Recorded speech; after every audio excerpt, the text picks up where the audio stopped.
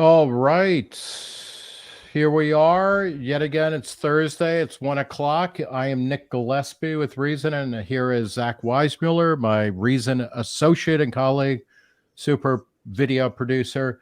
We are joined today by Taylor Lorenz of the Washington Post, and we're going to be joined later by Coin Center's Peter Van Valkenburgh.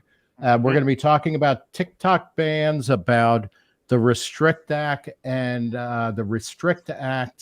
and basically moral panics, congressional pants wetting, not simply because they're so old, but because they're worried that TikTok is undermining the very possibility of America going into the future. Taylor Lorenz, thanks for joining us.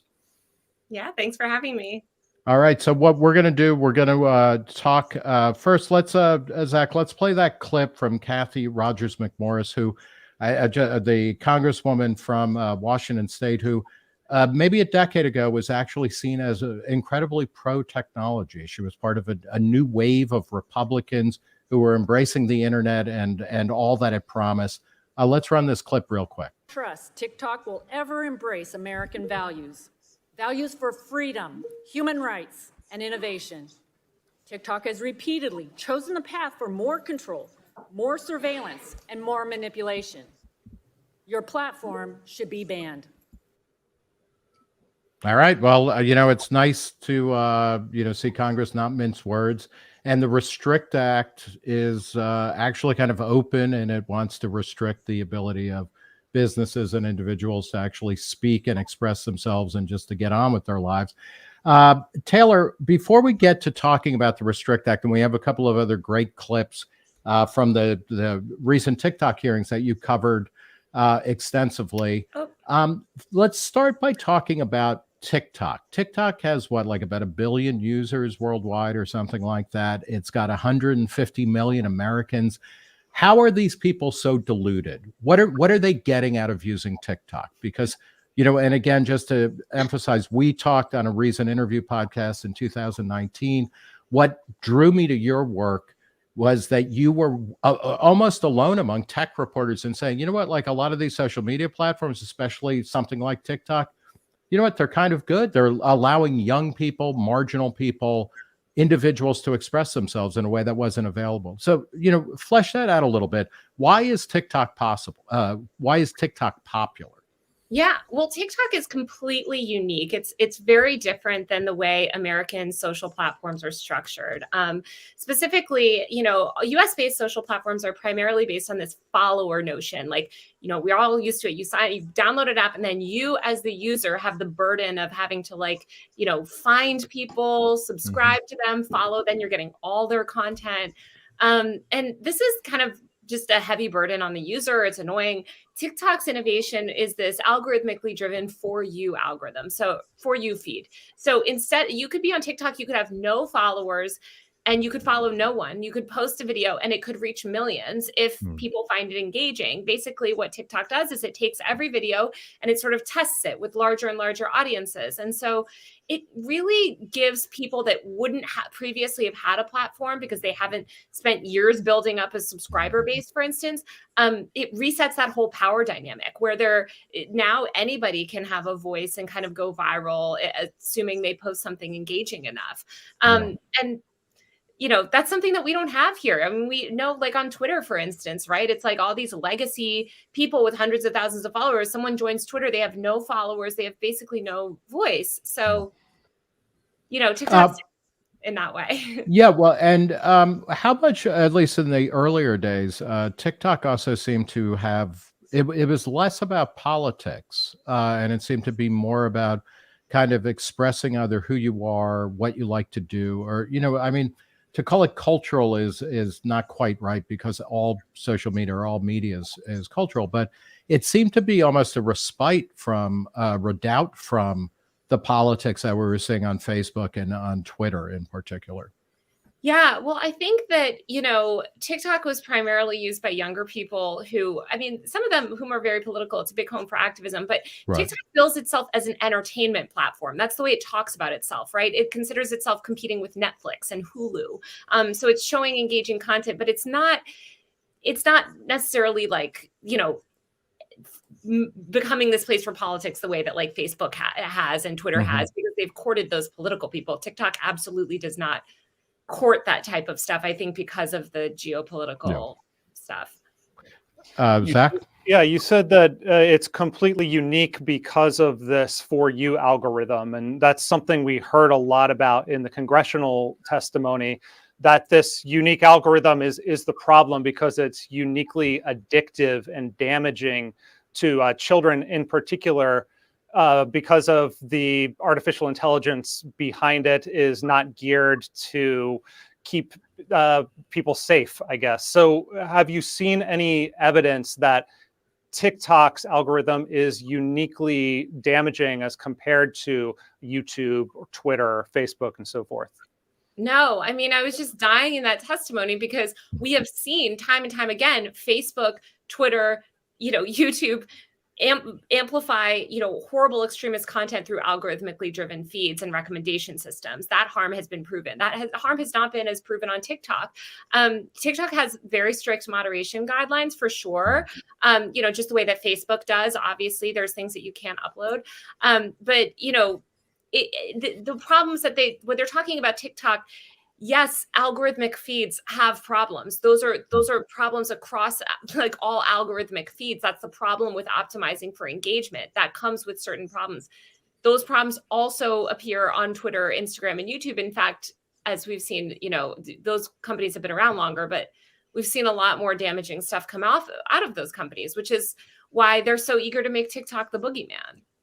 How much of it is also, can you explain the ownership structure of TikTok, particularly in the United States? Because, all forms of new media, whether it's, these are old examples, but they're relevant, whether it's the novel, whether it's the radio, whether it's movies, whether it's rock and roll or video games, all new forms of media, as they gain an audience, scare the shit out of, the adults in the room, right? But TikTok not only is new and is growing, very rapidly, but it is also, somehow, a direct pipeline into the Chinese Communist Party. What is the ownership structure of TikTok, and how is that influencing the discussion about it? Yeah, so TikTok is a company that's owned by ByteDance. So what happened is Musical.ly was an American company, right? Musical.ly took off, was incredibly popular. Once again, everyone in tech ignored it and shat on it and all of that. ByteDance cloned that app and found success cloning that app called Douyin in China, which is basically Chinese TikTok. And then they bought Musical.ly, and Musical.ly became TikTok. So it's just very funny to me because where were all these concerns? Like, you had all these concerns about TikTok. Now you let it sell. You let TikTok. Musical.ly was an American company that they allowed that sale to happen to a Chinese company like just 4 or 5 years ago. But so Musical.ly eventually became TikTok, and TikTok is owned by ByteDance, which is a Chinese corporation. ByteDance is based in China. TikTok, I actually don't know where TikTok is based. The CEO is in Singapore. So he's there. And then it's the US, it's sort of run regionally around the world. So there's the American market with an American CEO. We have not, look, I think all journalists, we would love to find a smoking gun that links TikTok somehow to the Chinese Communist Party. I think there's certainly viable questions to ask about ownership structure and the details of that. But, it was just ridiculous to see them asking the CEO if he was part of the Chinese Communist Party, and he had to explain he's not even Chinese. Let's run the great clip that you have, Zach, from Buddy Carter, Congressman. There are those on this committee, including myself, who believe that the Chinese Communist Party is engaged in psychological warfare through TikTok to deliberately influence U.S. children. You see behind me, if you look behind me, Mr. Cruz, you see some of the challenges that we've seen on TikTok. You know about them. You know about the milk crate. You know about the blackout challenge. You know about the NyQuil chicken challenge, the Benadryl challenge. Do they have these same things over there? Do they have these kind of challenges in China? Congressman, I'm really glad you asked this question. Do they, yes or no? I'm not sure because... Whoa, come on now. You're not sure? I really am not sure. Yeah, let's first let's just pause over the whole NyQuil chicken craze, which it has, I guess now, Tide Pods are yesterday. They're like Brussels But sprouts with bacon and olive oil. But yeah, Whatever talk happened to about yeah, vegan guys, America? let me just say, yeah. every single one of those things that he cited is fake. It's a lie. It is not true. That is a lot. Like, that is just flat out made up nonsense. I cannot express this strong enough. None of these challenges exist on TikTok or have ever existed on TikTok. The milk crate challenge, which he's talking about, is from a 2016, 2017 Facebook challenge. The blackout challenge, that is a thing that 82 children died of between the years of 1995 and 2007 or 8. Way before TikTok. The Benadryl thing, Good Morning America did an entire segment on that in 2002 because it was such a problem among teens. These are not TikTok challenges. And Right. it's just so ridiculous to say they're doing psychological warfare with these things that don't exist, that are not related to TikTok. Yeah, so it's doubly stupid, right? Because these are not TikTok challenges in any meaningful way, and these are the kinds of moral panics that happen all the time. My favorite in this whole scheme of things, going back a couple decades, was the Jenkum challenge, which was it was made up, but it was the idea that teenagers were fermenting their own urine and excrement and huffing it. And a bunch of, not surprisingly, police departments, sheriff departments in Florida sent out advisories. And it's a joke. I mean, it's like smoking banana strings or something like that in order to get high back in the 60s. So it's wrong that way. But then the psychological component, this seems to be a very lively fear about TikTok because it's being directed by the Chinese government. And, what they're doing is they're having our kids, kill themselves on milk crates or choking each other or eating, everything from chicken to Impossible Burger to whatever soaked in NyQuil, while Chinese kids on the equivalent of TikTok, and TikTok does not exist in China in the same form, but they're doing, they have calculus challenges. How much of this is just a recurring fear that gets expressed through new media, Taylor? Yeah, I mean, it's total nonsense, and it is a complete recurring fear. And I actually wrote a big feature about this stuff for The Atlantic years ago, before TikTok even launched, and it's so relevant because I spent years debunking all this stuff related to YouTube, and even Facebook, right? The Momo challenge was this thing where we're convinced that this thing was killing, children were killing themselves because of this WhatsApp message. These are all related to playing into parents' worst fears, right? Parents see their kids spending new time on an app. They don't understand this new technology. Some police officer says, oh, that's actually, that could kill them. I mean, SNL famously did a skit, God, like 9 or 10 years ago, mocking all of these, fake teen moral panic news stories. But I think in the age of, misinformation and all this stuff spreading all over, it's easy. This stuff is it's taken hold in a way that it never has before. And I think that's because TikTok, you can play into that China fear, right? It has that extra layer of the Chinese. Yeah. What do you make of that fear, though, of what Buddy Carter laid out there, that on Douyin, none of this is allowed. And so therefore, there's something nefarious going on here because the Chinese holding company that owns, or the Chinese parent company that owns both of these, is allowing the algorithm to run loose over here, but, quote unquote, protecting the children over there. Does that raise any red flags for you? But it doesn't exist here. It's not allowed here as well because it doesn't exist.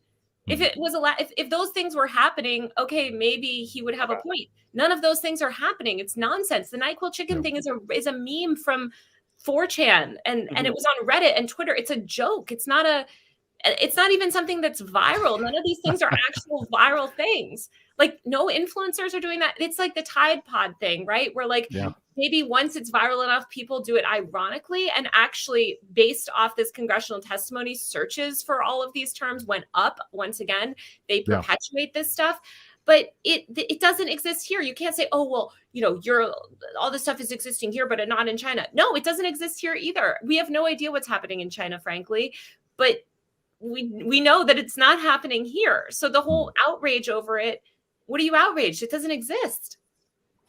Zach, you've got another clip, right? We should look at from the hearings. Yes, I've got a clip from Dan Crenshaw, who I represent from Texas, who I think summarizes the fears more succinctly than anyone else in this testimony. So I'd just like to play his summary here and get everyone's reaction to that. TikTok is able to collect massive amounts of personal data. We all know that. That means it could, if it desired, to use this data to influence narratives and trends, create misinformation campaigns, encourage self-destructive behavior, purposefully allow drug cartels to communicate freely and organize human and drug trafficking. Now, to be fair, all social media companies could do that. But here's the difference. It is only TikTok that is controlled by the Chinese Communist Party. All these other social media companies are not. So I want to say this to all the teenagers out there and TikTok influencers who think we're just old and out of touch and don't know what we're talking about, trying to take away your favorite app. You may not care that your data is being accessed now, but it will be one day when you do care about it. And here's the real problem. With data comes power. They can choose what you see and how you see it. They can make you believe things that are not true. They can encourage you to engage in behavior that will destroy your life. Even if it is not happening yet, it could in the future. The long-term goal of the Chinese Communist Party is the demise of the American power, and that starts with our youth. At any moment, they could demand that all of TikTok's data be used to design an AI algorithm with the sole purpose of promoting Chinese interests and destroying our society from within. You want to know why why Democrats and Republicans have come together on this? That's why we are so concerned. Man, I just hope that he brought an extra diaper, because he just shit himself over the, I mean, he's an AI algorithm, just like trying to compute doomsday scenarios, right? Let's start first with the idea that the Chinese Communist Party is controlling TikTok in America. Is that plausible?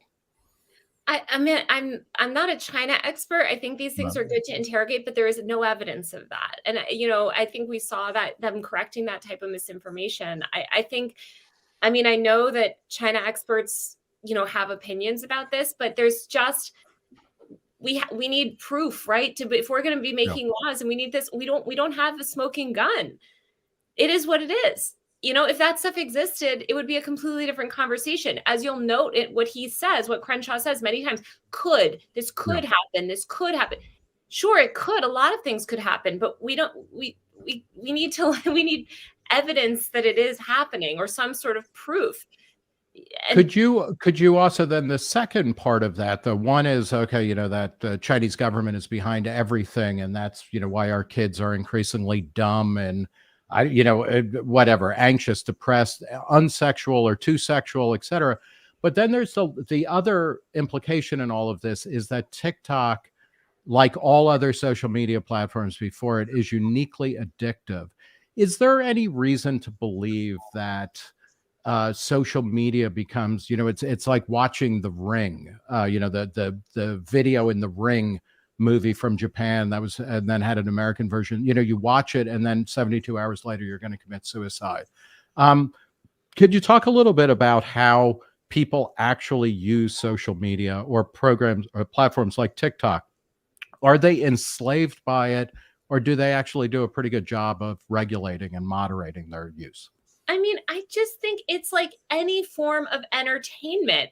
Do people spend 9 hours watching TV sometimes and binging TV? Yeah. Yes. Do people play video games for 10 hours? Yes. Do people spend too much time on social media sometimes? Yes. This is entertainment. As TikTok builds itself as an entertainment company, I don't know if it's the government's role to come in and regulate how much time we're spending on an entertainment platform. That seems dystopian. I mean, sometimes you want to let loose and watch too much.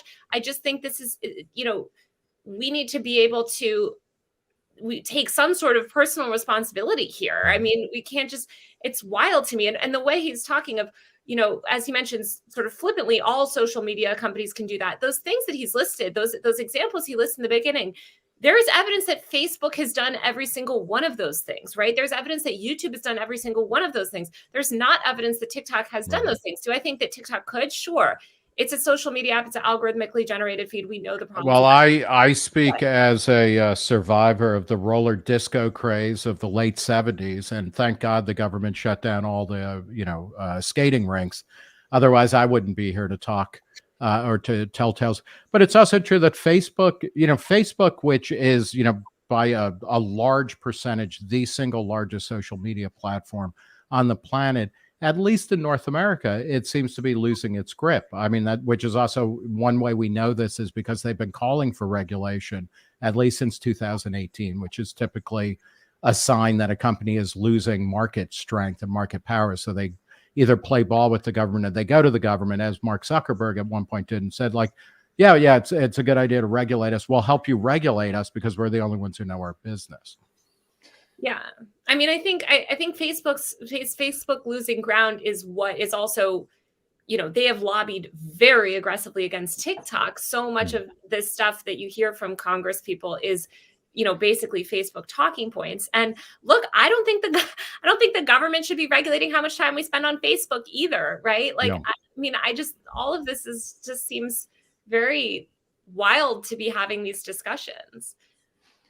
Yeah, I agree I agree with that fundamental assertion that it shouldn't be the government deciding how much time you spend on TikTok or Facebook, or even if TikTok should be allowed to exist within the United States, even if there are some concerns. I mean, personally, I am somewhat concerned. Like, I don't have TikTok on my phone. I don't use it. Some of my anxiety is tied to my experience reporting in Hong Kong and seeing how the Chinese government acts. I kind of ask myself the question, like, would the Hong Kong protesters use this app? And I think the answer is definitely no. There is, there's no direct line to the TikTok company to the CCP. There is a CCP member that is part of ByteDance, and that is concerning to me. That being said, I think sorry, go ahead. Is that true? Because it is true. Oh, okay, yeah, because that was one thing that I think they said was false, and I never was. Yeah, I can pull up right here. You know what is incredible as you're pulling that up? Things like WhatsApp, Telegram, Signal, and other services that do encryption and whatnot, those are flourishing as well. So, this idea that TikTok is going to become the one thing that rules us all seems not only premature, but just completely delusional. Yeah. This is from a report that was submitted to the Australian Congress on ByteDance. The ByteDance party secretary and chief editor Zhang Fuping declared that ByteDance should transmit correct political direction into every business and product line to guide the algorithms. And he's not directly involved with TikTok. He is officially affiliated with the Chinese side of the business. The concern is that there might be some crossover between the two parts of the organization since it's the same parent company. That being said, I think that this is a kind of buyer beware type of situation. And I think that's what Rand Paul was getting at in his opposition. Yeah. He stood up and opposed Senator Josh Hawley's bill. And we're going to play a clip from that in a second, because I'd like to get your reaction to what Rand Paul, pretty much the sole Republican that I know of who has spoken out against the impending TikTok ban. I think we should beware of those who peddle fear. I think we should beware of those who use fear to coax Americans to relinquish our liberties, to regulate and limit our First Amendment rights. Every accusation of data gathering that's been attributed to TikTok could also be attributed to domestic big tech companies. In fact, one of the bills they're looking at doing is broad enough that the president will be given the power to designate whatever country he sees fit to be an adversary and whatever company underneath that definition. It would basically be a limitless authority for the president to ban speech. Before banning TikTok, these censors might want to discover that China already bans TikTok. Do we really want to emulate Chinese speech bans? Aren't we the ones that say it's wrong for China to ban speech, so we're going to be just like China and ban speech we're afraid of? I hope saner minds will reflect on which is more dangerous, videos of teenagers dancing or the precedent of the U.S. government banning speech. For me, it's an easy answer. I will defend the Bill of Rights against all comers, even if need be from members of my own party. What's your reaction to Rand Paul's comments, Taylor? Yeah, I mean, exactly what he said. It's completely true. Like all of this stuff about data privacy. Yes, we have a huge data privacy problem in this country. If foreign adversaries want data on US citizens, very easy to get because literally we have almost no privacy regulations. So, you know, I basically agree with everything he said. He also, I do love the prospect of, the 2024 election being like the footloose election where it is going to come down to politicians who want to ban dancing on TikTok versus people who don't want to. I think we know how that movie ends. But Taylor, let me ask you, because you also, and I'm assuming you feel a little bit uncomfortable being on the same side of something with Rand Paul, partly because you've talked a lot about misinformation, disinformation, malinformation on social media platforms. You are steadfast in saying, it's insane for the government to ban TikTok. It's insane for the government to tell us what social media platform or, what kind of media we can consume and for how long. How do you go about policing, and these are contested categories, right, of misinformation, disinformation, malinformation. How do you go about policing that without abrogating people's rights of self-expression and freedom of speech? Yeah, well, it's always bizarre to me when people accuse me of saying like, oh, I want some sort of censorship because I talk about misinformation.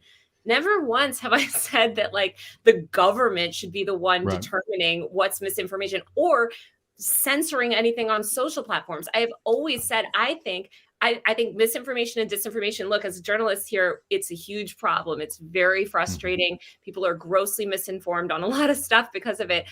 The solution to that, in my opinion, is better media literacy, explaining to people how these platforms work. I mean, I always say the best way to debunk, a rumor, and I've learned this about rumors about myself, right, is it's not even to just say like delete that, right, like get it taken down. It's to explain, here's what's happening, right? This person is lying, here's why they're lying, here's the shape of this campaign that it's taking, right? Like I think that the government does not have a good track record on deciding what's misinformation or not. If they did, us reporters wouldn't have jobs, right? So, do you feel like kind of digital natives, and at this point, I mean, I guess the true generation that's digitally native might be Gen Z or younger people, but do you feel like they're up to the challenge of that kind of radical media literacy or skepticism, of kind of vetting what kinds of information they're getting, or are they even more kind of prone to the sort of confirmation bias that those of us who remember the days of broadcast TV might be? Yeah, I mean, look, I think we have a huge problem with media literacy in this country across the board. It's not just boomers; it is also people on TikTok and who believe everything they see on TikTok and YouTube. YouTube is a big one that I hear all the time. Are they up to the challenge? Maybe not right now, but they could be. I mean, I think if we took this problem seriously and if people in power took this problem seriously, we could have a better system and we could have a more educated public, with a more diverse media ecosystem. By the way, I'm a huge proponent of independent journalism, journalists on social media, people getting their voices out, not just these legacy systems and legacy media, but we need people in power to want to do that. And of course, a lot of people in power, they're busy, just peddling their own brand of misinformation. So they don't really have an interest in an educated public. And that's a huge problem. That's been a problem since even before social media. I mean, I completely agree with everything that you're saying there, that this is the role of journalism. And this is the challenge of our time, is to try to create an organic kind of media literacy and like healthier ecosystem.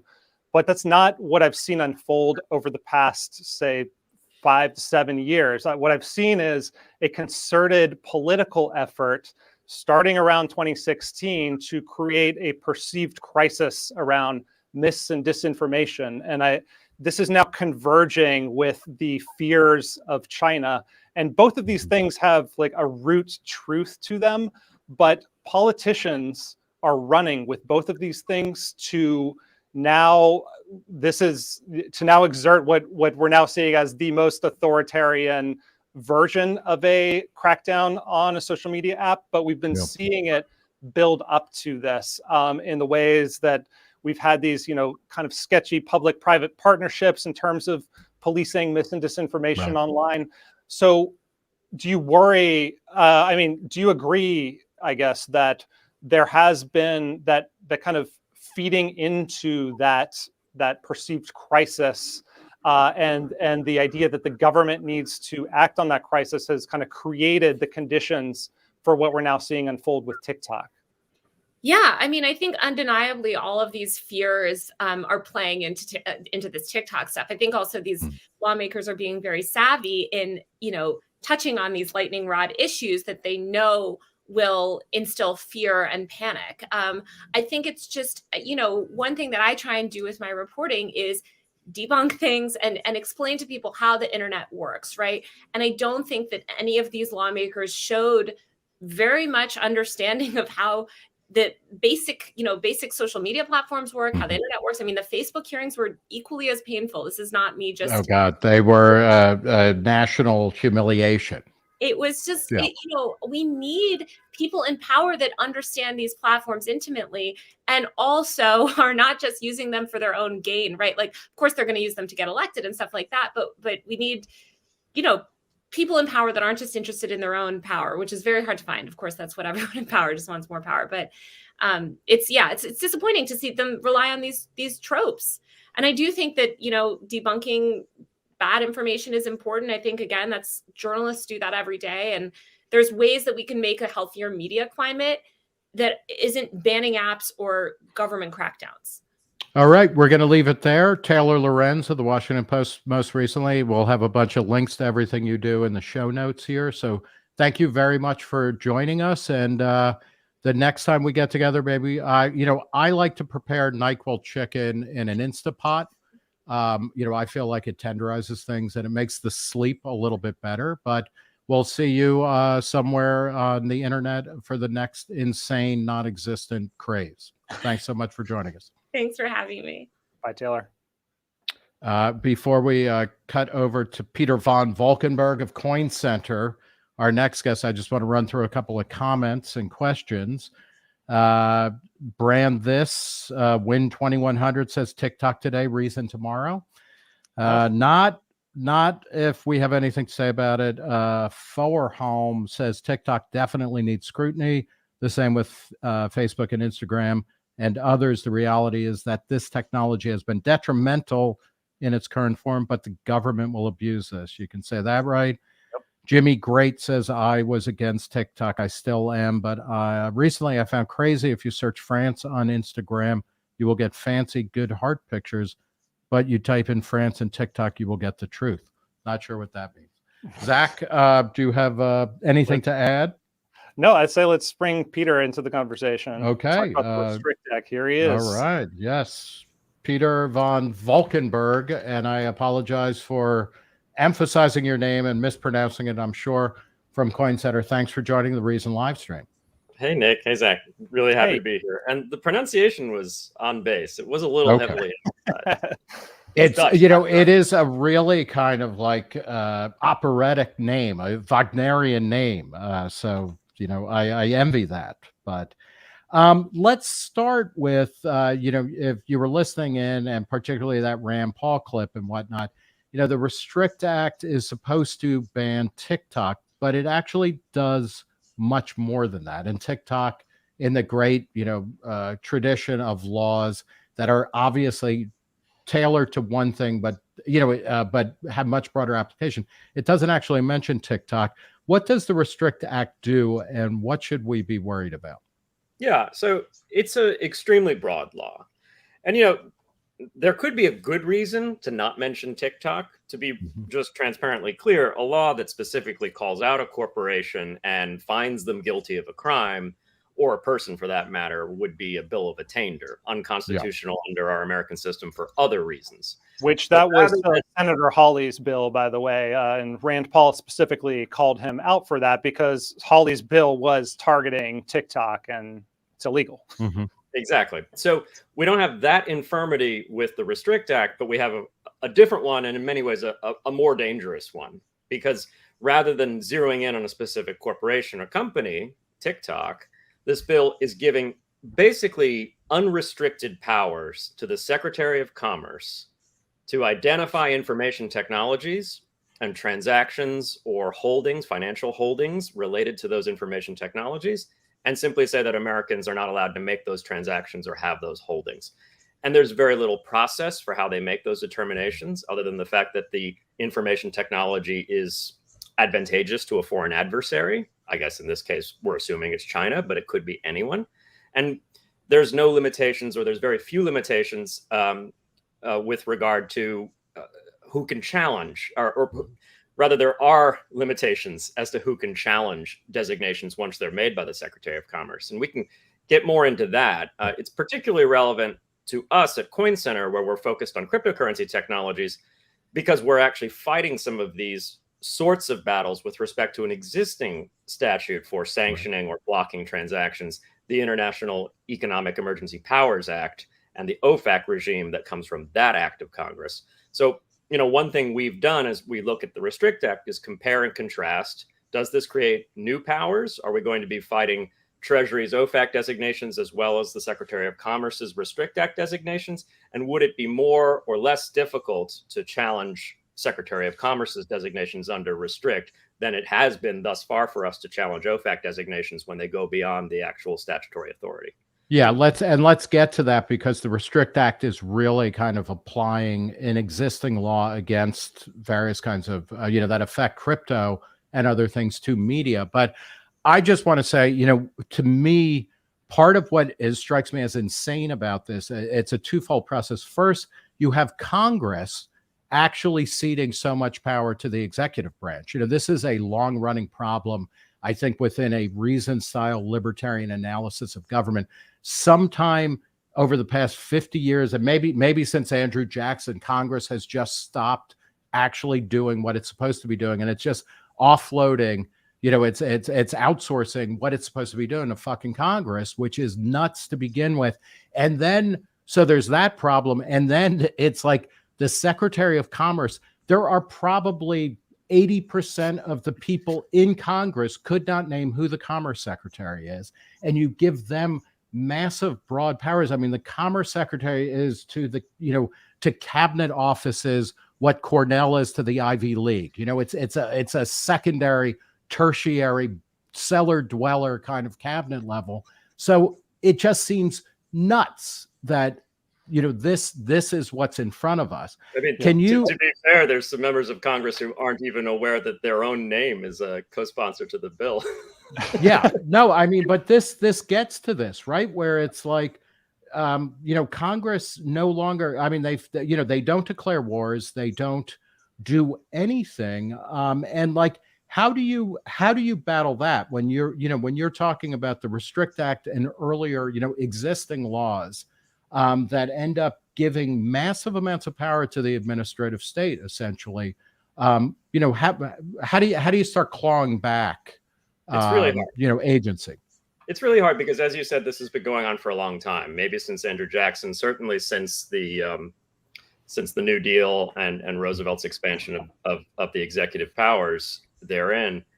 And there's this public-facing rationale for that a lot of people have bought or sort of bought into for a long time now. It goes all the way back to Max Weber, the sociologist, who said that as the subject of law, the things that law needs to regulate, become more complex and technological. And he was probably thinking about, I don't know, steam engines and things like that, but God knows it's gotten more complex. That it will be inevitable that sort of citizen-run legislatures will have to give up their authority to a more technocratic, bureaucratic class. And to a lot of people, I think that argument, if they're just sort of casually observers of the political process, makes sense. But there's something extremely insidious in that argument. It's that we need to give up on elected representatives being capable of educating themselves sufficiently to actually control the things that matter most in society, like our information technologies and our engineering technologies. And what you end up with then is where we are today, where that atrophy has gotten so profound that Congress really just sort of writes blank checks all the time. They say, oh, TikTok's a problem. Here's a blank check to the Secretary of Commerce to make sure that they can ban anything that they need to in their wisdom and their technical expertise about the internet that might be a threat to American interests. And that is just an abdication of Congress's duty under the Constitution, which vests the sole legislative power in Congress, not in the executive. The bright spot here, and I don't need to tell you, Nick, or you, Zach, what this is that our courts have actually wised up to this. Yeah. And some of our justices, like Neil Gorsuch especially, are very keen to return that separation of powers with important cases dealing with the major powers doctrine and the non-delegation doctrine of the Constitution. So that's how you challenge this. You challenge it in court. Now, hopefully, we don't have to bring a non-delegation challenge to the Restrict Act, because hopefully it never passes into law. But that's all a lot of hopefullys, right? Yeah. I want to look at some of the text here just to underline or highlight exactly how big of a blank check this is to the executive branch, the Commerce Secretary in particular.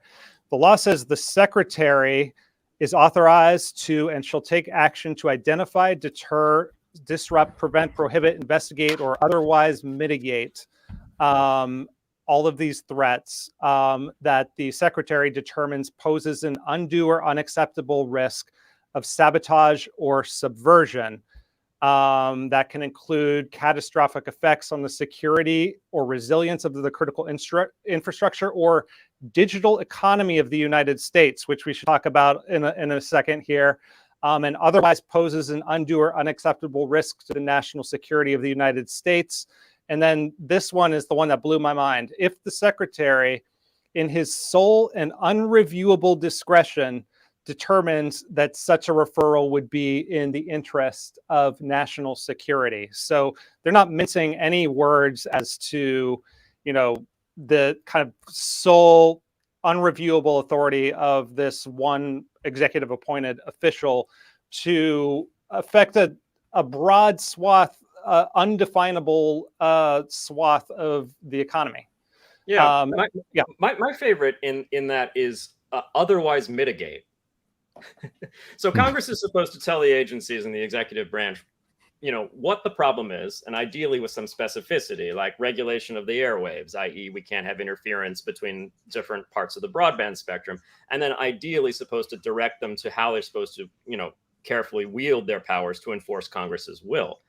Otherwise mitigate is a completely unbridled phrase. I mean, if you bomb a data center, you might otherwise mitigate certain nasty effects coming out of that data center. Surely that is not within the intended powers that Congress seems to be giving here.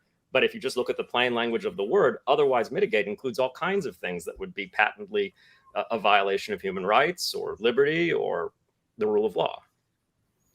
And there's also that phrase, the effects on the digital economy. And you were mentioning, you're from Coin Center.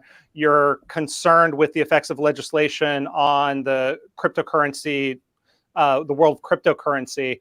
I produced a documentary last year that I'm going to play a clip from in just a second about the Tornado Cash crackdown, which I know is one of your primary cases now.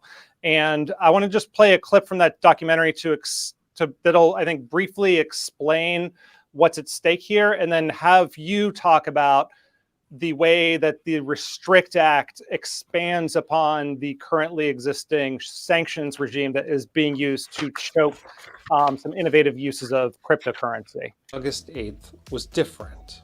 The U.S. Treasury Department announced that it was adding Tornado Cash, a tool for making cryptocurrency transactions anonymous, to the U.S. sanctions list. Dutch authorities arrested a suspected developer of Tornado Cash, accusing him of facilitating laundering of billions of dollars of stolen funds. Tornado Cash is what's known as a coin mixer, meaning it blends together multiple cryptocurrency transactions and then breaks them out again, with the purpose of making it harder for sleuths to follow the payment trail. It's a technique for protecting financial privacy and has been used to avoid detection by authoritarian governments.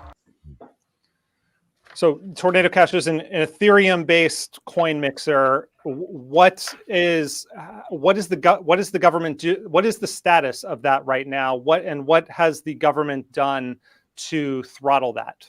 Yeah, so at its heart, Tornado Cash is 29 smart contracts on the Ethereum blockchain. And these smart contracts, what they do is they allow someone who has cryptocurrency, say on their phone, they like hold it directly like you'd have cash in your wallet, move that into something that's like a special security safe, right? And you get a little receipt when you move it into that safe. And only you, the person with the receipt, can then take it back to that online safe and get it out of there. Now, if lots of people all put their money in the same safe, but only ever retain control of their own particular deposit to that safe, then there can be privacy, because we can't on-chain identify who put money in that corresponds to any particular withdrawal. And this is very important, because if we're going to actually build our entire digital economy on these new distributed ledger technologies, permissionless blockchains, we're going to need a measure of privacy. Now, to a lot of people, especially maybe folks in government, that sounds like I'm talking about like, well, we should enable people to launder money and things like that. And let's be clear that privacy tools are going to be used by bad people to do bad things. Yeah. But privacy tools are also used by good people to do completely ordinary things. So OFAC, the Office of Financial Asset Control, which enforces U.S. sanctions policy, identified these core smart contracts and said Americans aren't allowed to use them anymore. Why? Because we've seen our foreign enemies, allegedly North Korean hackers in the Lazarus Group, move money through these software contracts in order to hide them from investigators. But they're not saying that the Lazarus Group is itself alone sanctioned. They're actually saying these software contracts are sanctioned that the Lazarus Group has used. Therefore, we're not just trying to stop the Lazarus Group from using them. We're trying to stop ordinary Americans from using them for their own privacy.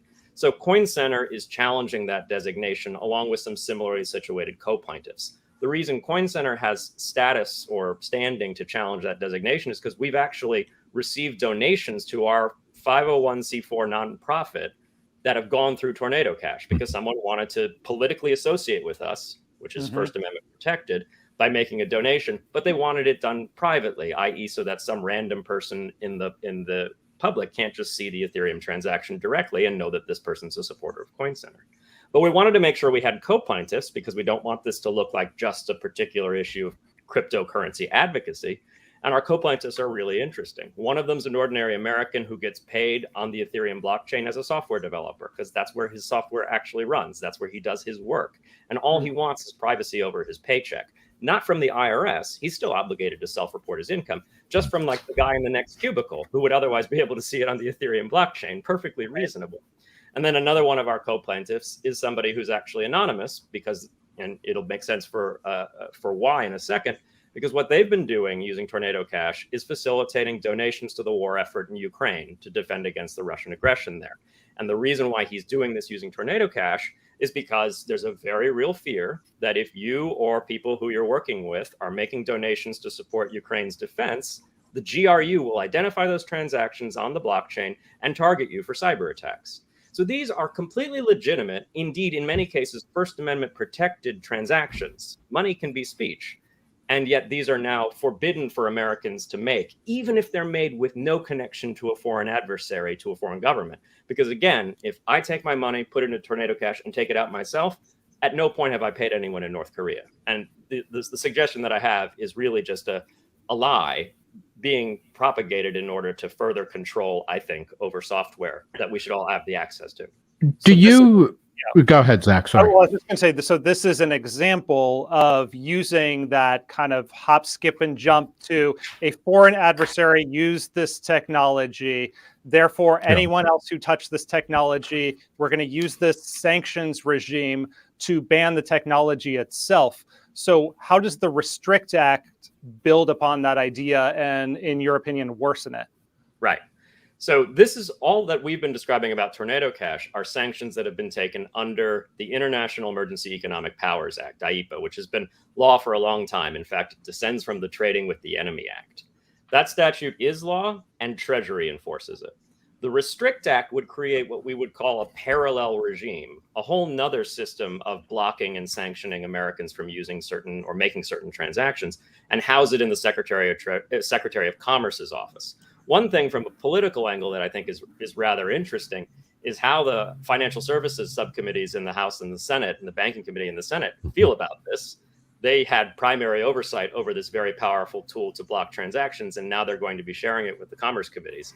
So this might be a good way to actually politically challenge the advancement of this legislation. But that's more inside game politics and less actually substance of the law. So there's some other issues with the Restrict Act that bear repeating. As you see, Coin Center is already having at least some difficulty challenging the tornado cash restrictions. I mean, we're doing it. We're in court. We're in the 11th Circuit. We're down in Florida, and we think we have a good chance of winning. Now, with the Restrict Act, there's some things that are different, probably because, those who want this unbridled power to block technologies and transactions see that there are some limitations in OFAC and want to remove those limitations so that they truly can do this with impunity and with less chance of a civil liberties organization like Coin Center knocking on their door and saying you can't do that. So the big differences, and I'll just say them briefly so everyone can be on the same page, is that the Restrict Act, unlike IEPA for OFAC sanctions, has no statutory carve-out for transactions that are dealing primarily in protected speech activities. IEPA, the president is allowed to block all kinds of transactions. They can't block a transaction where all that's the subject of the transaction is like art from an artist in Cuba being sold to an American. In fact, there's case law about this.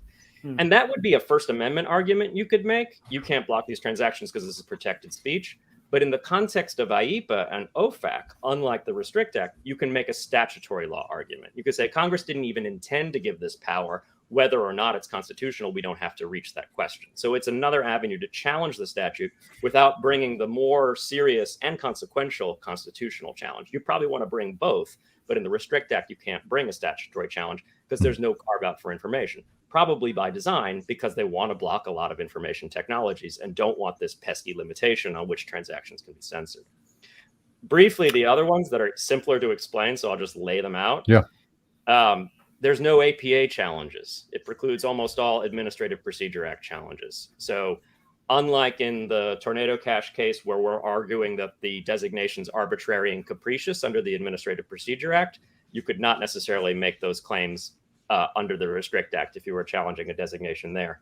And then the third one that bears mentioning that's also quite important, although a little odd, is with OFAC designations, you can challenge them anywhere in the country, wherever maybe you as a plaintiff happen to reside and is convenient to you.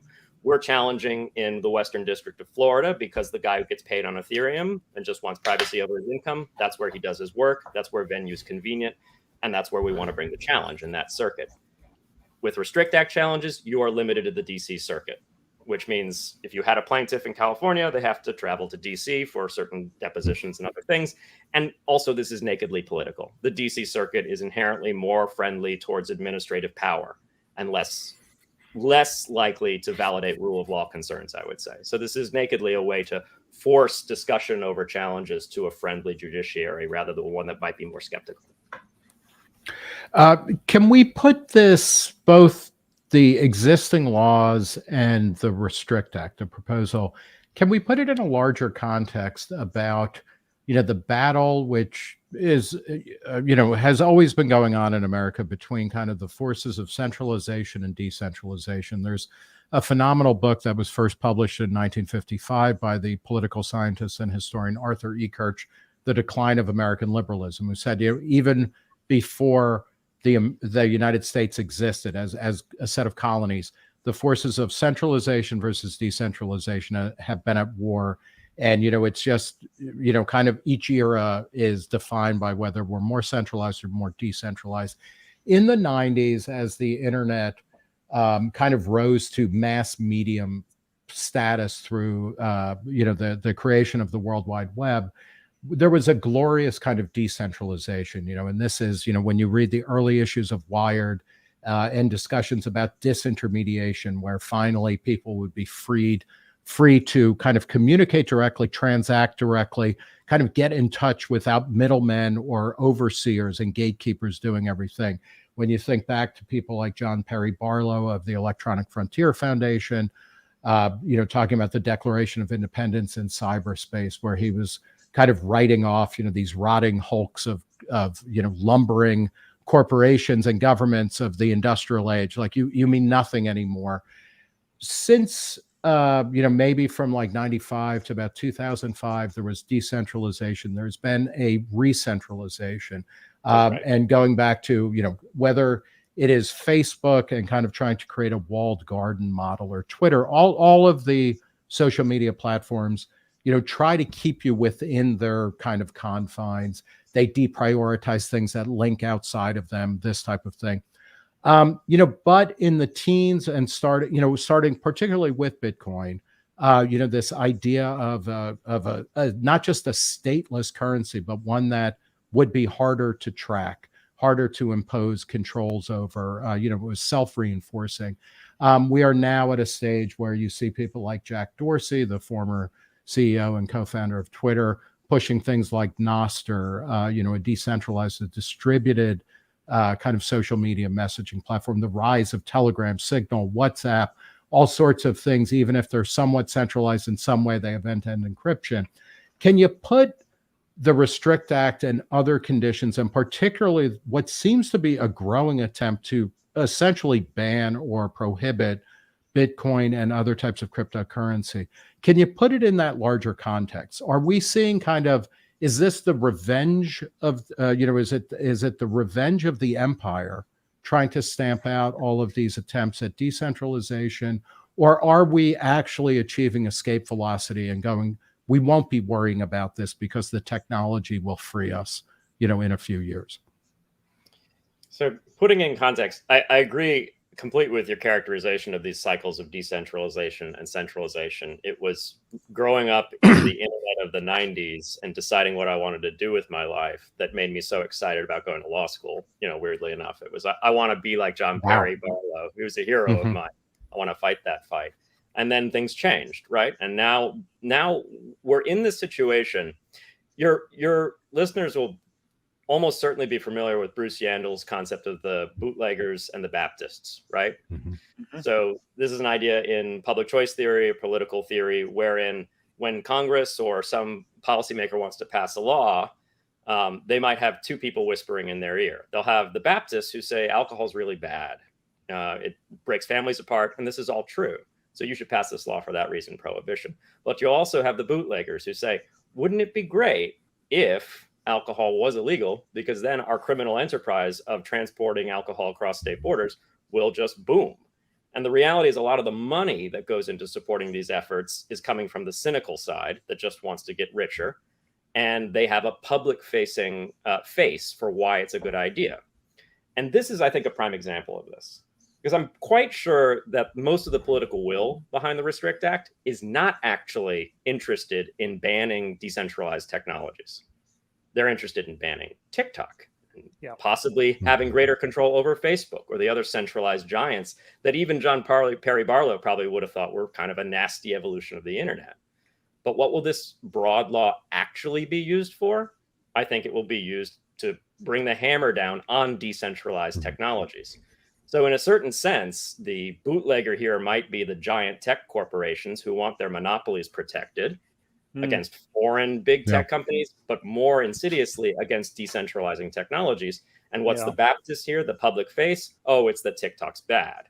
It's not that we're actually going to use this law to block open source software, although it could be used to block both. And I carry very little water for TikTok, because I agree, the internet was better when it was all protocols, when you were using your own, HTTP to write a blog, you were using SMTP to send an email. And that's what Bitcoin and open protocols like Ethereum and such are there to do, is to return us to that better world where we're just more equals online rather than all subject to someone's walled garden. I will suggest, I agree with you completely. And maybe in a certain way, the utopian outcome is where you have both walled gardens and distributed protocols, or protocols that allow for distributed enterprises to kind of live. And there is something nice about being able to go to one place and have a big audience. I would also add that power laws are immutable. So there's a Yeah. certain amount of decentralization and re-centralization that will Right. always occur. And the importance is to keep dynamism in the economy. Yes. I don't mean to Yeah. villainize big tech No, unilaterally, no. but we need to keep the cycle moving. And if we Right. use a power like the Restrict Act to stop the cycle and say, we're just going to stay centralized now, but American centralized, not Chinese centralized, then that's And we've seen this happen in various ways and virtually in every major industry sector over time. You know, the automakers did it. Uber and Lyft to a degree did this, where they disrupted cab companies, which were state granted monopolies everywhere, state licensed and regulated. And the minute they got a really good market share, they would go to state legislators or city councils and say, hey, you know what, we agree with you. We need to restrict, or we need to regulate things better to make sure nobody gets hurt. And it would just happen to freeze them at a point in the market cycle where they were at the, they were at the top of the pyramid. I just wanted to say before we go to Zach, for people interested in a fantastic, insanely libertarian movie about Baptist bootlegger coalitions, Legends of the Fall from the 90s, which is by Edward Zwick, and it has Anthony Hopkins and Brad Pitt in it, Juliette Binoche, I believe. It is this insanely libertarian movie which takes place during Prohibition. And a minor spoiler alert: it ends with a congressman shooting revenuers who are coming, who are working for bootleggers, etc. But it's a fascinating concept, and Legends of the Fall is a pretty good movie on that score. Zach?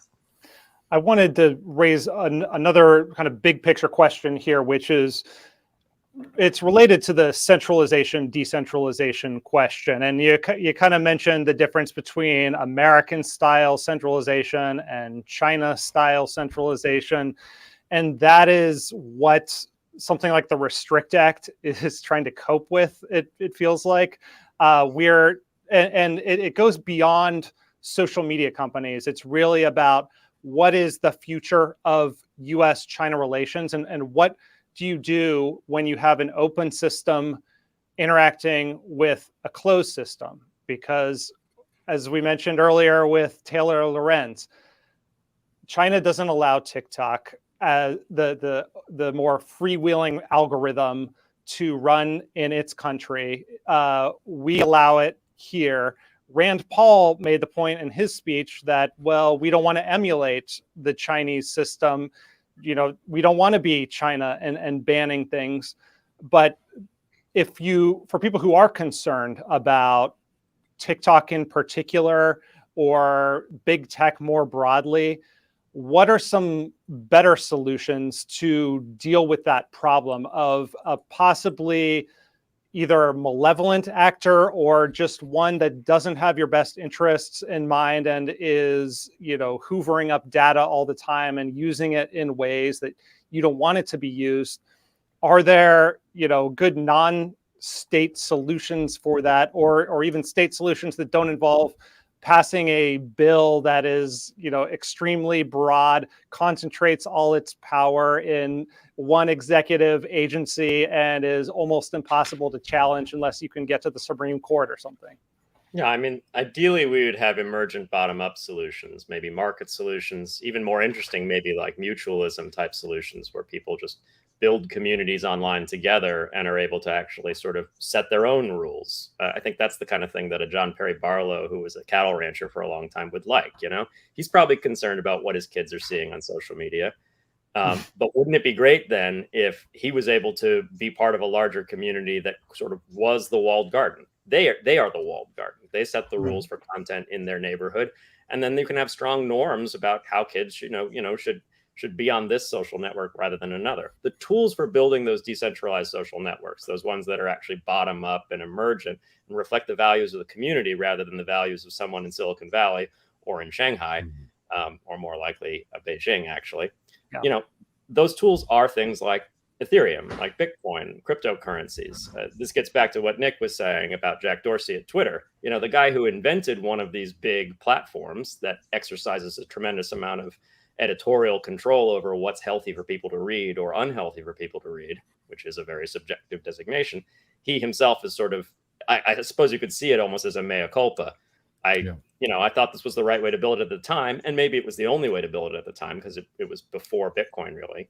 But now I think that there's better ways to build these things, and that's why I think he is supporting efforts like Nostr or Blue Sky. There's a whole bunch of these projects. They're in their infancy, though, and they're very readily susceptible to being sort of strangled in the cradle, if you will, by somebody who actually secretly really does like the power that a few centralized intermediaries provide them to shape the message for Americans.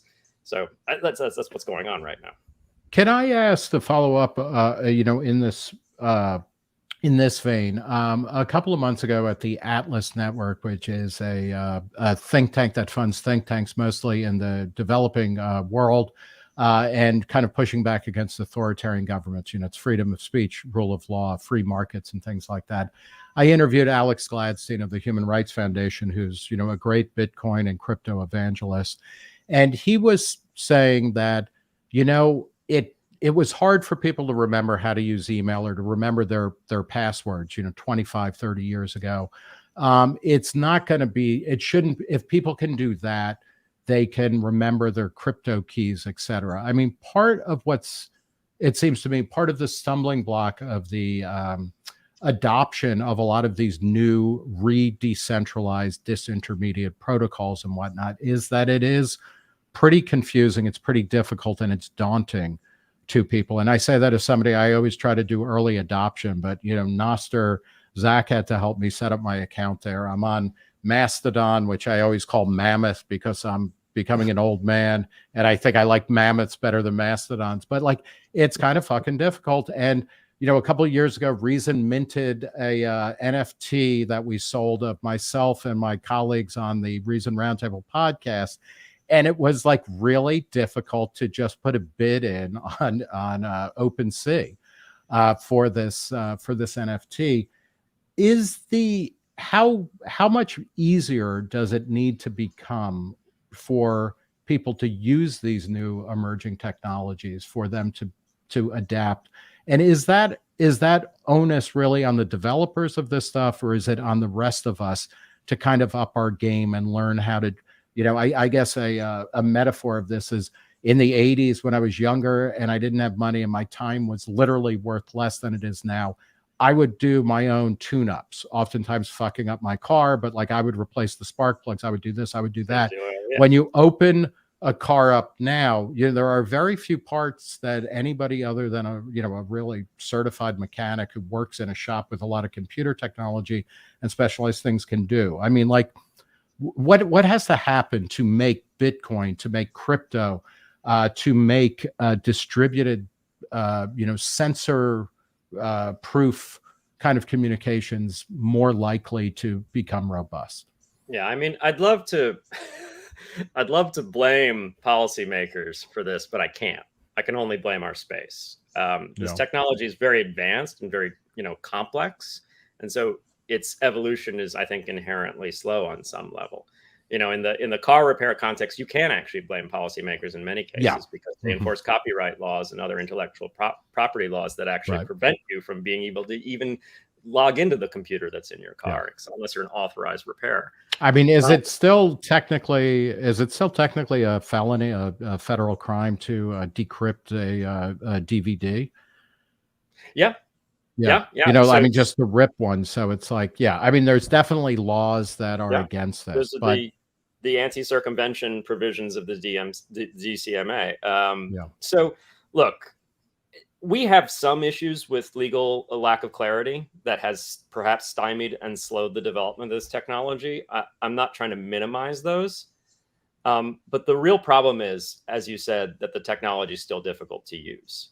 And I often have this thought of the sort of different type of dystopian outcomes that we fear. And I grew up thinking I was a sort of 1984 guy. We're going to have Big Brother, we're going to have one world government, or Atlantic versus Oceania, whatever it is in the book. And we're not going to be allowed to use technologies that we would otherwise willingly choose to use that protect our autonomy and our privacy. And it turns out that we don't really have so much of a Big Brother problem, not here in the US yet, unless things like the Restrict Act end up the norm. We have this problem in China. We have a Brave New World problem, which is the centralized services that collect all our information, report our financial transactions under the BSA or other mass surveillance statutes are so much nicer and pleasant to use that we're sort of willingly able to and interested in taking that drug, because it's like Soma in Huxley's Brave New World. It just makes us feel cozy and comfortable, even though in the long run it probably erodes our mental health, as we're seeing with a lot of centralized social media, and ultimately causes us to become docile and subservient and willing to accept authoritarian rule. And that's terrifying, because this means you can't just say, try harder, everyone. Use the product that's terrible because it protects your autonomy and privacy, even though it's much harder to use. And so the onus really is on technologists, software developers in our space to make these new systems not just able to protect privacy and autonomy, but also 10 times more pleasant and easier to use than the current centralized alternatives. And I am optimistic that we are finally getting to that. You know, back when I started at Coin Center in 2014, it wasn't long after that Mark Andreessen from Andreessen Horowitz wrote his now somewhat infamous, "We are in the 1998 of the internet for crypto," which meant we were a couple years away from mainstream, like truly mainstream usage of crypto. That's turned out not to be right. Just to give your listeners who are not familiar with crypto a sort of justification as why it's been harder than expected, there's two big technological roadblocks that we're only now seeing really serious efforts to solve. One is scale. If you have a global ledger of everything that everyone has done, it is incredibly heavy duty as far as the amount of data that needs to be verified and shared amongst everyone, so we can all trust that data. It's much easier if you just have a centralized database to do that. With layer 2 networks built on top of Ethereum, of which there are several competitors, and brand new layer 1 networks that could be an alternative to Bitcoin and Ethereum, we're finally solving those problems by basically being able to compress millions of transactions that deal with little personal interactions into smaller, like single transactions or smaller amounts, that then we can still have the same validity. Everyone can still check that their particular transaction is valid, but we didn't all have to have the same amount of data to verify everything. So that's the sort of scaling solutions. And some of them deal with zero knowledge proofs that can also preserve privacy in the process, which is interesting because public ledgers like Bitcoin can be bad for privacy. And some of them have to do with other cryptographic constructs like optimistic settlement and things like this. The other half is what you were saying earlier. Holding a private key is not that much easier. In fact, it's a little harder even than remembering a password. And that's a real problem. If the way you're going to interact with these systems is sort of raw and on the edge as a user of an open source software system rather than a customer of a company, you're going to have to be really serious about data security. And most Americans aren't. And so if you tell them you lose your password to this service because it's not a company, it's a network, you're shit out of luck. They can't change it. No one can change it. That makes the service much worse as far as usability, even though it's what makes it good as far as personal autonomy. There's some really interesting advances in self-sovereign identity, in account abstraction is the term for it, that can make it so that maybe you could set up a system where you are recognized as you on the network because 50 of your closest friends continue to, in a regular way, attest that you are still you. And if you lose your phone or the way you are currently connecting to the network, 5 of those 50 friends could co-sign to say, this is your new phone. This is actually a really good bottom-up community-focused solution. That's a sort of like the way Americans have always done things, is by having strong local communities so that we don't need to rely on a sovereign or a central authority to do the things we want to do in our lives. Building those sort of multi-signature, many people all coming together to prove some fact about a person, building those systems has been hard, but I think they're on the horizon. And that, combined with the ability to scale the global networks, will mean that we'll finally have better tech. That's sort of a long dissertation on why I think we're about to overcome some of these problems. But the bigger answer to your original question is we need to overcome those problems, because you can't convince people to take their privacy seriously. You have to show them a tool that allows them to take it seriously, but is easier to use than the existing tool that was exploitative of their information.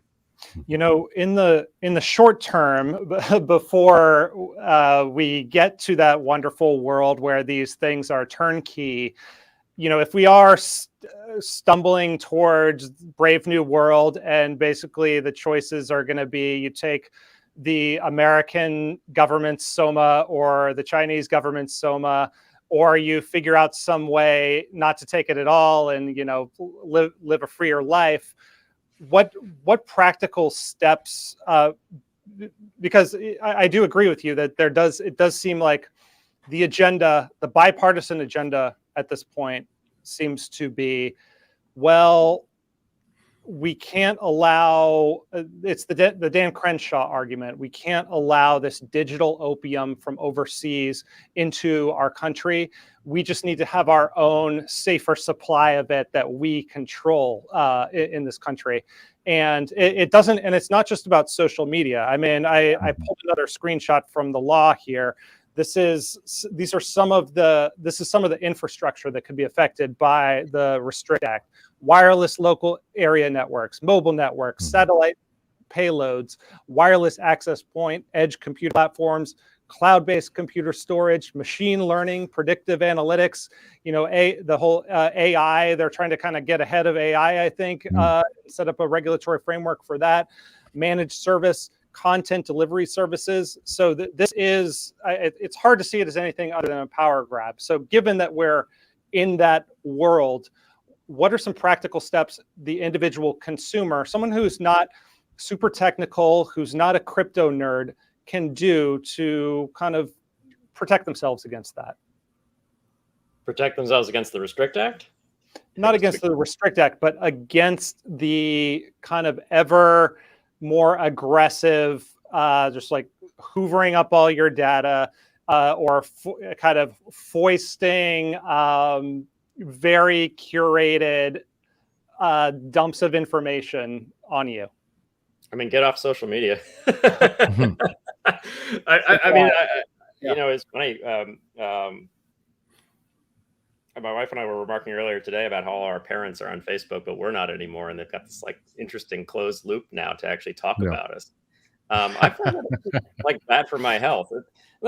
That's not a very satisfying answer to your question, I'm sure, but you know, like experiment with new tools, find tools that reflect your values. Again, I'm not too optimistic that the majority of Americans will be interested in doing that because those tools are still very difficult to use, but that's the ultimate goal.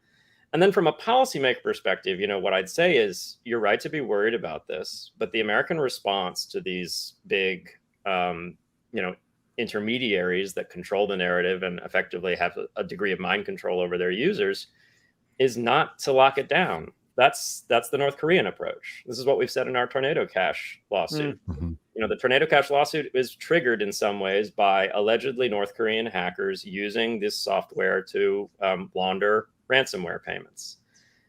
The solution to that is not to become North Korea. The solution to that is to let good information outcompete bad information, rather than saying that we're going to like have a centralized authority for what information Americans have access to or can control. And so, unfortunately, we just have to be patient. We have to be patient for these more decentralized solutions to become readily available and popular and used.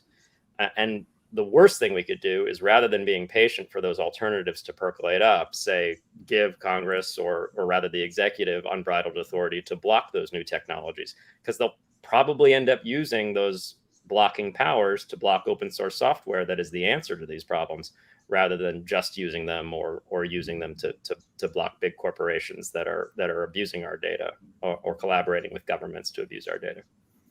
I just want to go through to a couple of questions or comments, and they seem to be mostly comments.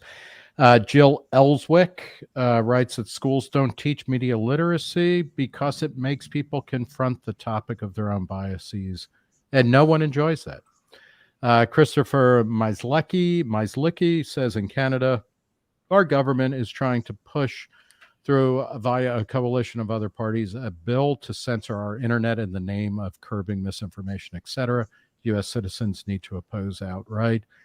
SR 1034 says, could Gov use Tornado Cash also? And that might be a question for Peter. Let me just run through the last thing. The bill can limit, the Restrict Act can limit freedom of speech for all American citizens. It's crazy. But and that was from SVOKXZ. I feel like I'm in Anthem by Ayn Rand at this point.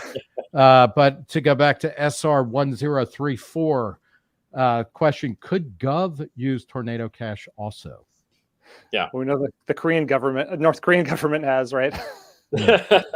So, it's interesting. It's not as crazy a question as it might seem. Tor, which is a mixing network for internet packets, was developed by Naval Signals Intelligence and was later used extensively by the Foreign Intelligence Service as a way of protecting agents in the field who need to communicate back over the internet to their authorities in Langley or wherever they happen to be. And interestingly, you'd think, okay, well, then why didn't they just lock down Tor and make it a tool exclusively for the US government, right? And why would you want your enemies to have that tool, or just ordinary Americans who are trying to do weird things to have that tool? And the answer is the tool only works if everyone uses it. This is the kind of amazing public good nature of privacy. If you have this, was that great old show Get Smart, where the cone of silence would come down over minutes. Beautiful. And the boss. And the portable cone of silence that they could put like bubbles. It was like habit trail tubes. But the funny thing is, if there's only two people in the cone of silence, those two people are talking. And this is the same in Tor. If the only people who use Tor in Iran are CIA agents, you can still identify Tor traffic. And if you're the Iranian authorities, you go and you arrest those people who are using Tor because they're CIA agents. If, on the other hand, all kinds of people, Iranians, Americans, CIA agents, non-CIA agents are using the same tech, you can no longer identify the traffic. You have to assume that some of these people might be people you want to protect, and some of these people might be people you don't like. But you think, all right, well, privacy is just worth it, so we'll let the whole thing go. And so that's what Naval Signals Intelligence did. They said, we're going to open source Tor. Everyone should be able to use it. Tornado Cash should be the same. Ideally, if we need to make payments to agents in the field, peer-to-peer cryptocurrency networks are the best way to do it. Bitcoin's not a great way to do it, though, at least not in its native form, because that traffic is immediately identifiable.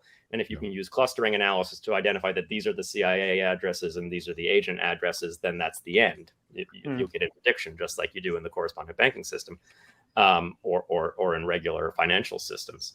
And so they probably should use this technology. Maybe they have. I don't know.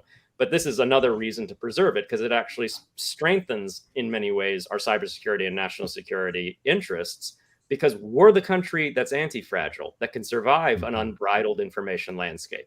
China can't. The more those people in that country wake up to what the Communist Party is doing to them, the more they're going to resist, and the harder it is, the more expensive it is to maintain that regime. And so, we should be all for open technologies, and we should be all for technologies that allow individuals to privately talk to each other, because America's not afraid of people talking about its government. That is, it's a fascinating point to make. And I'm going to ask you, what is the role of ideology, more than technology, in kind of winning these sorts of battles to, keep the internet open, which I know is kind of like the equivalent of keeping Austin weird or something like that. Because it seems to me we no longer, as Americans, and the internet in a very profound way, and I don't mean that America owns the internet, but the best part of America as a kind of ideological experiment or an aspiration really did help structure the internet and everything that goes with that, in terms of things like open source and things like people being able to use anonymous speech. It's hard to remember, but this history, which is not ancient history, but it's totally forgotten.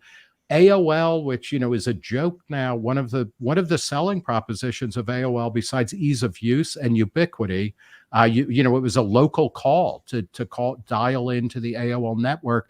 Whereas other internet service providers, it might be a toll call or a long distance call. It costs real money. But AOL was anonymous. You could choose to be very anonymous, and they were actually very good at resisting attempts to, kind of name or dox their users, even when, law enforcement came calling. But how much of it is recapturing, that American tradition of anonymous speech? We, in a profound way, America is a country founded on anonymous speech and privacy that goes along with that. What do we do to kind of build out the ideological case, for lack of a better word, that openness is better than mass surveillance? I mean, this is why I love my job at Coin Center, because our mission is to defend the freedom to innovate using these technologies, to make it clear that if you're a software developer and you're an American software developer and you believe in building the right systems, that we've got your back, and we've got your back ideologically, because you might think this is just a good tool and that's your prime motivation for doing it, but also what you're doing, publishing code on the internet, is a constitutionally protected activity. And so prior restraint on that in this country is not allowed. In Canada, it might be more easily restricted. In China, it could be very easily restricted. And so that ideology, and also just the base constitutional law of our system, is extremely important. You know, the other thing I wanted to briefly mention too, because it's sort of, it flows into this, is CBDCs, central bank digital currencies, which in many ways have become a sort of bogeyman in the crypto community, because we're afraid that this is going to be like a top-down surveillance effort to get people to use this, a digital US dollar instead of Bitcoin, and then actually capture all that information.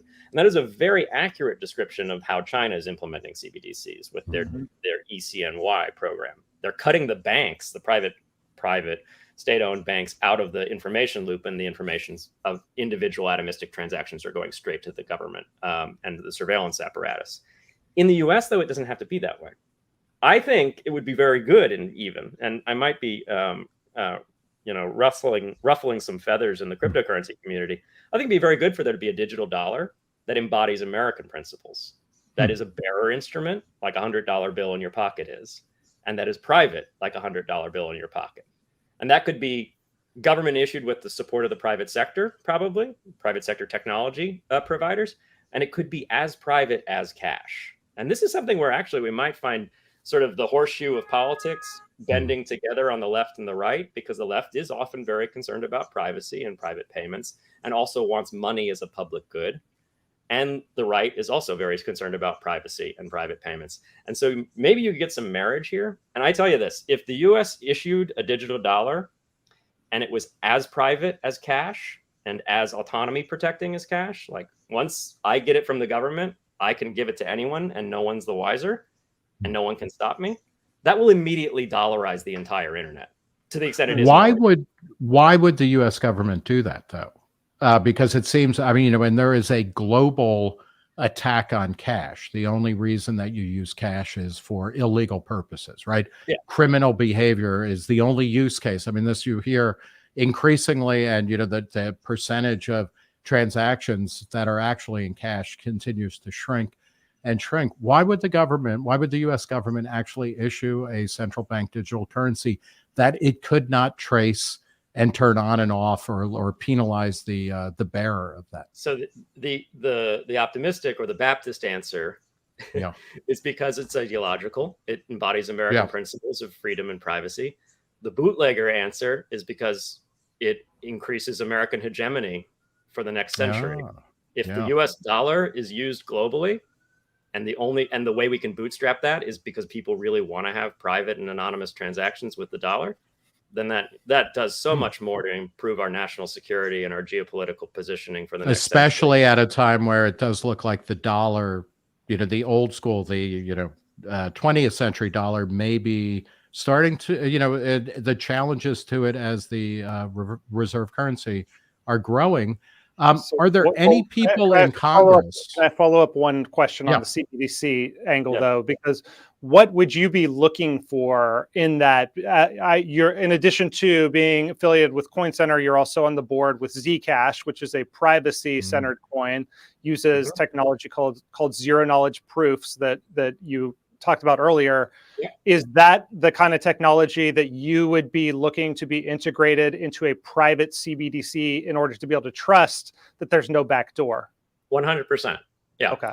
There's an interesting thing. So I'm at the Zcash Foundation. I'm on the board of directors. There's also a company called the Electronic Coin Company that develops that software, and there's a bunch of third-party developers. And this is why it's not centralized, and why you don't have to trust one of us. You don't have to trust me when you use Zcash. It's just software that we all work together to publish to a peer-to-peer network, and anyone can audit that software and run it.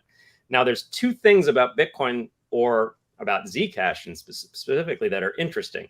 One is the monetary function. There's only ever going to be 21 million Bitcoins. It's actually the same in Zcash. There's only ever going to be 21 million units of Zcash. The other is the peer-to-peer transfer function and the privacy therein. Bitcoin doesn't have much privacy because everything ends up on a public ledger. With Zcash, there's these cryptographic constructs called zero-knowledge proofs, which we don't have to go into, that allow anyone to look at the ledger and say, I know the money that just ended up in my wallet was not double spent. It's not counterfeit, but I don't actually know who it came from. It's a zero-knowledge proof. It proves one thing about a transaction, that it's not counterfeit. It doesn't prove all sorts of other details that people might want to keep private. Now, if you were going to build a government issued, but actually bearer instrument-like, fully private digital currency, the part of those two technological constructs you change is who can issue. You wouldn't make it a finite amount, because in theory, you still want to maintain monetary policy for the issuer, the ability to make more or make less. And that opens up a whole nother economic question, but this is the dollar. This is not digital gold. This is the dollar. So you loosen the technical constraints there. The minting function is provided by a centralized entity, the US Treasury or the Federal Reserve. But the peer-to-peer transfer and the zero-knowledge proof functionality is still verified in public, and still, as with Zcash, does not reveal additional information about transactions, such that I can't see your transactions, Nick, to Zach, but also the mint that actually created these digital dollars also can't see them. There are ways, sort of like Odysseus binding himself to the mast, for someone in that position of power with respect to the US dollar to actually credibly do it, not just in law, but in technology, using these peer-to-peer networks. So we would need massive political will to ever do it. And I know I sound like I have two heads to some people now. No. Well, I was going to ask, are there any politicians, elected or otherwise, that are actually talking about this kind of stuff? Because it really does seem, and like certainly when you look at the Restrict Act hearings, or the TikTok hearings and the Facebook hearings before that, and the 2018, kind of tech sector hearings, politicians, don't know what the fuck they're talking about, but secondly, are really trying to lock everything down. Like nobody seems to be saying, what we need is an open-ended kind of set of protocols that would actually be in line with the American experiment and would happen to have a knock-on effect of keeping America as, if not the essential nation, a central kind of crucible of meaning and decision-making and policy, going into the 21st century. So there are, and interestingly, there are on both sides of the aisle. So there was actually a bill that was floated, I think, in the 2020 Congress called the eCash Act, that directed the Secretary of Treasury to develop a pilot digital dollar that would be bearer and private. And interestingly, this was actually put forward by Representative Lynch from Massachusetts. So this is on the Democrat side. And then on the Republican side, you have a number of champions for private digital cash who want to create a sensible regime for stablecoins, which are privately issued. But if they were one-to-one redeemable, especially if maybe there was some actual law that backed that redemption power, would once again be something like something as good as a dollar, something that's digital and trustworthy. And there are many folks, Congressman McHenry, who's the chair of House Financial Services now, Congressman Emmer, who's the majority whip in the House. We had a great senator, unfortunately, Senator Toomey, who's retired, was a great advocate for this stuff in the Senate, and hopefully someone comes up and fills his big shoes. And there's a number of folks that I think are on board. This is, again, maybe an area where you could bend the horseshoe and find weird, but keep crypto weird coalitions that both people care about privacy, both people care about American values. Maybe we could do something with a digital dollar. I love, Zach is going to ask you a final question, but I just want to say I love the idea of wrapping, and it's kind of jingoistic on a certain level, but I think it's accurate, and it's actually what the planet needs, certainly what America needs, to, wrap Bitcoin, to wrap privacy, to wrap financial security in the American flag, because we as a nation, we have clearly lost a sense of identity and a sense of purpose and a sense of common belief. And I think what you're talking about might be a powerful way to get us. I have this theory that we're trapped in the long 20th century, and we are struggling to maintain these kind of zombie belief systems, these zombie coalitions, these zombie political parties that no longer haven't spoken to how people actually live for 20, 30, maybe 40 years. But it's really hard to kind of, crack that shell and just molt and get rid of them and move into the 21st century. But maybe this rhetorical and ideological angle will help, reformulate American politics so that we can get on with the future rather than having these idiotic battles with the past.